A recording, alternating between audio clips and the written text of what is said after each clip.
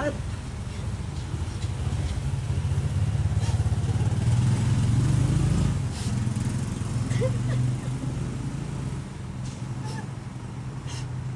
Bulaklak naman sana yung hiningi ko sa kanya eh. Pero annulment yung binigay sa akin. Miss? Miss? Umiyak ka ba? Ba't umiyak? Eh kasi, yung asawa ko, nakipag-iwalay na sa akin.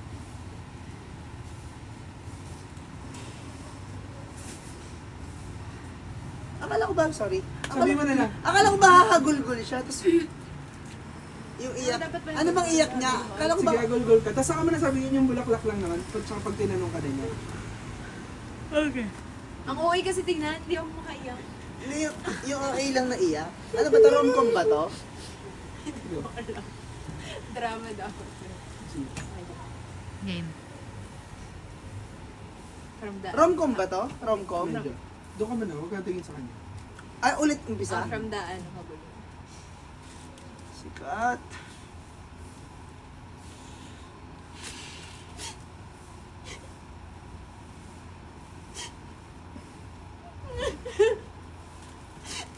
Bulaklak na naman sana yung hiningi ko eh.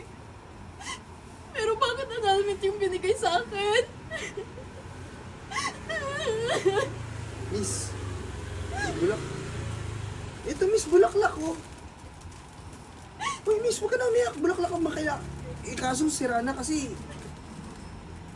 Binigay ko kasi ito sa misis ko, kaso pinakain sa akin, binato pa nga, sinira, oh. Sorry ah, ito lang yung bulaklak na meron ako ngayon. Tanggapin mo na, huwag ka na umiyak, oh. Ang swerte ng asawa mo. Inibigyan mo ng bulaklak.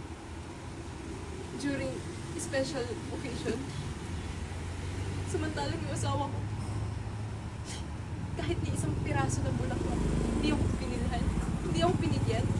Miss, anong swerte sa asawa? Miss, hindi ako swerte sa misis ko. Tingnan mo nga, oh. Maganda to kanina. Binilang ko nga ng bulaklak. Hindi naman na-appreciate. Yun. Tinapon sa mukha ko, pinakain pa sa akin. Sinira pa. Eh, ikaw, mukha ka namang okay. Gawin kasi kami. Mahirap lang ako. Okay na. Eh, ikaw, mukha ka namang okay ah. Mukhang mayaman ka naman. Anong problema mo? Eh, ako nga itong hirap-hirap sa buhay. Kaya ako iniwan. Kasi construction lang daw ako. Yun na yung kaya ko mabigay na buhay. Alam mo, ang salungat ng buhay natin. Ikaw, nasa mababang posisyon ng yung estado ng buhay mo. Pero sinisikap mo na mapasaya yung asawa mo.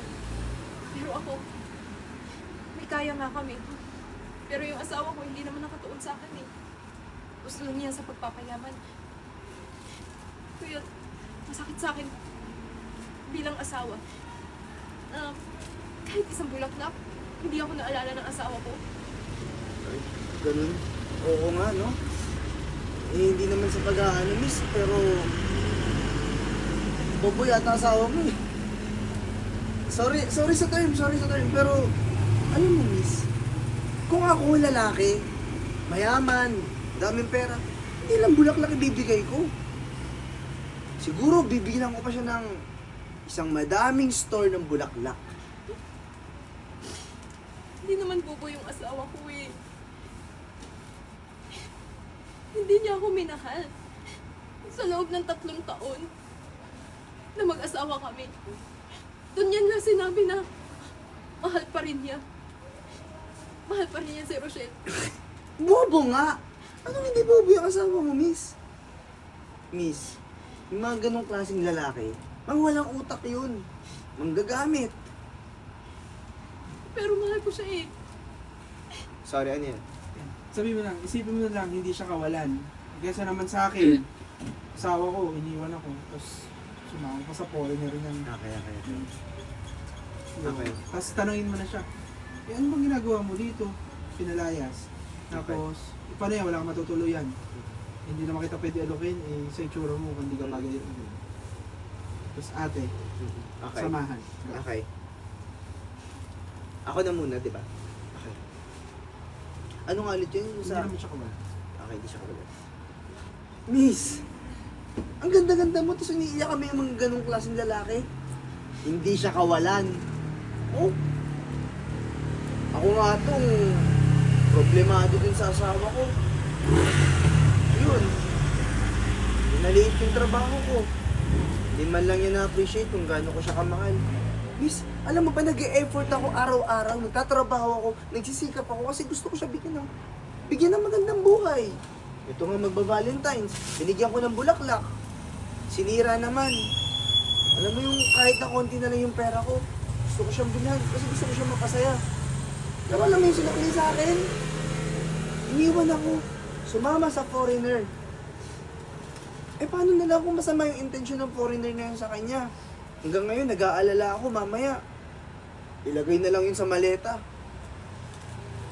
Alam Pero mo, hindi ko na siya makita. alam mo, siguro hindi mo din deserve yung ganong klase ng asawa. Tignan mo, ibig sabihin nun, hindi ka niya tanggap. Hindi ka niya kayang mahalin kung wala kang pera. Hayaan mo na lang siya. Siguro, kung doon siya sasaya sa bago niyang kalaguyo ngayon, edi, good for her. Diba? Miss, huwag mo na sabihin sa akin, nasasaktan lang ako. Pareha lang naman tayo ngayon eh, nasasaktan dahil sa mga asawa Kaya natin. naman ako nang pinapaiyak mo kasi pinapaalala mo kung gaano ako nagmangmang sa kanya pero Hindi ka mangmang. Sadyang siya yung hindi makaintindi sa sitwasyon niyo. Sana, tinaasan pa niya yung pasensya. alam mo nandadamay ka lang eh. Okay na ba ako lang kanina pero sinabi mo sa akin yung mga ganyang bagay parang na-realize mo taka-taka ko din talaga. Hindi ka nga tanga, ano ba? Pero wait lang, andito ka, gabing-gabi na, may bahay ka naman, mayaman ka, ba't di ka umuwi sa inyo? Wala na akong bahay. Pinalayas na ako ng asawa ko. Bahay na naman. Sorry. Bahay niya naman talaga yun eh. Tsaka, para sa kanya, wala lang yung pinagsamahan namin dalawa. Wala akong kwento sa kanya. Nakakakonsensya naman kung iiwanan kita dito sa ganito kadilim na lugar. Gabing-gabi na. Hindi rin naman kita kayang patuluyin sa bahay. Barong-barong lang yun. Tignan mo naman yung ganda mo sa ayos ng postura mo. Napakayaman mo. Mukhang naka-aircon ka pa eh. Okay lang yun. Eh, sa totoo niyan, pupunta ako sa kapatid ko. Kaso, madilim na eh. Kailangan ako maglakad ng isa. Kaya, dito na muna ako tumatay. Eh, sabi mo nga ito nakatira. Malapit lang ba yung dito? Doon sa kabila pang bayan. Miss, wala nang tricycle ng ganitong oras. Kung maglalakad ka ng napakadilim yan, sasamahan na kita. Mamaya, mapano ka pa eh. Ganun ba? Eh, di ba tinatawag mo yung cat? Yun ba yung asawa mo? Baka naman hanapin ka yun. Sa'yo na nga nang galing, di ba? Anong sabi niya? Sa'yo na nga nang galing, di ba? Mukhang hindi ako mahal nun. Okay, G. 1, 2. Sa'yo na nga nang galing, di ba? Mukhang hindi naman ako din minahal nun. Yan na nga. Gusto mo, samahan na lang kita 500. Diba? Gusto mo samahan na lang kita, tapos tayo na, tapos sandali mag-iipit lang ako, tapos Ito na lang yung malalaglag. Ayan na lang. Papasalamat. Tapos hold yung titigan. Okay, G. Okay, 1, 2. Hayaan mo na nga. Basta, sasamahan na lang kita dyan sa madilim na yan. Akong magiging guard mo muna. Mamaya, mapano ka pa. Salamat ha. Tsaka, salamat din dito kahit ito na lang yung natira sa flowers. Pasensya ka na rin. Nagbigay ka. Okay, pasensya ka na rin. 1, 2. Ang haba na nito. Pasensya ka na rin. Yun lang din. Okay, G. Kasi, yung flowers. Ay, ako na. Sige, flowers. Wala yun, tapos tayo na tayo. Okay. Wala yun. Okay, game. 1, 2. Wala yun. Halika na.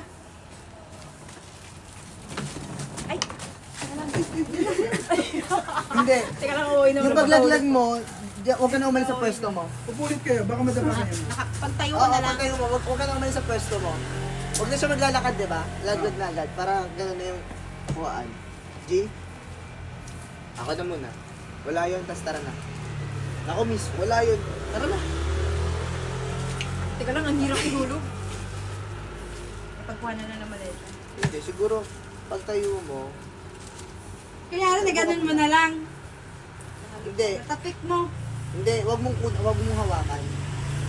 Yan, mga ganyan lang. Hindi, ganyan na lang.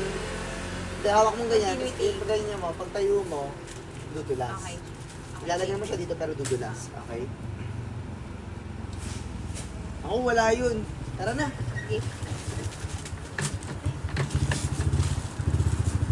Ay, At?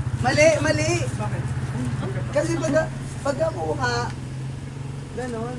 Dapat ganyan. Nahawakan yung kamay. Hawakan ng agad kamay, eh. okay.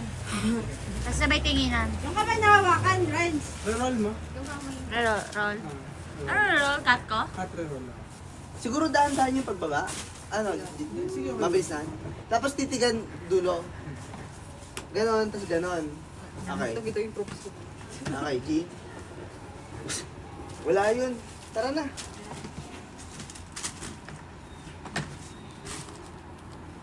Wait, stay. Cut. Kamay. Ayusin mo yung kamay. Okay, wasak. Pareho tayo yan.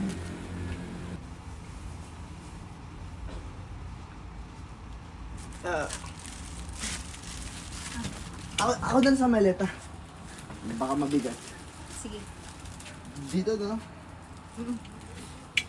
Sige, ako na mauna.